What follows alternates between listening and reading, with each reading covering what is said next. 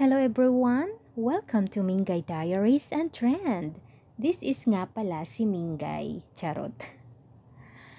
Ang lulutuin natin ngayon ay calamares dahil lahat naman tayo marunong maglinis ng pusit, hindi ko na siya i-demonstration sa inyo, no? Ang last lang na ginawa ko sa paglilinis ng pusit, nilagyan ko ng cornstarch, tapos hinugasan at sasalain natin para matanggal yung excess water para tumulo siya. Ayan. Habang pinapatulo natin yung ating pusit, i-prepare naman natin yung ating crispy fry. Alam nyo ba kung ano talaga yung sikrito para masarap yung ating calamares? Yung crispy fry, ganito, ilagay natin dyan sa Tupperware. Tapos, hinahaluan pala siya ng cornstarch. Ayan.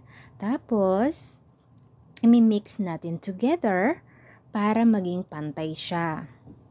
Tapos, saka na natin ilalagay yung ating tumulong pusit na wala na siyang excess water dyan sa ating, anong tawag dyan? Nakakalimutan ko lang siya. Ayun na nga! Sa ating breading mix na ginawa. Ayan. Tapos, ito na nga, no, nilagay ko na. Ayan, tinakpan ko siya. Tapos, ishinik ko lang siya para mag-mix siya ng mabuti. Ayan. Ginanyan-ganyan ko lang siya para together mag-stick talaga siya doon sa ating pusit. Ayan. Tapos, syempre, ito na nga, no, yung mainit nating mantika na pinainit natin kanina pa. Pag okay na siya, mga 375 degree yung init niya, ilulubog na natin doon yung ating pusit. Ayan. Para maging calamares na siya, syempre.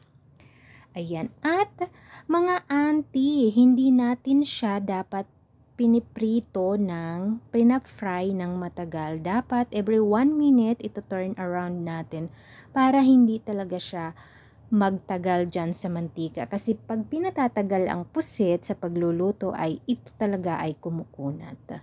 Yun yung sikreto dyan sa paggagawa ng calamares. At syempre, ihanda nyo natin yung extra rice kasi mapapa-extra rice talaga tayo dito dahil sobrang masarap to, guys. Ayan na nga, no? Tapos na yung ating calamares. Eksakto lang yung kulay niya, golden brown.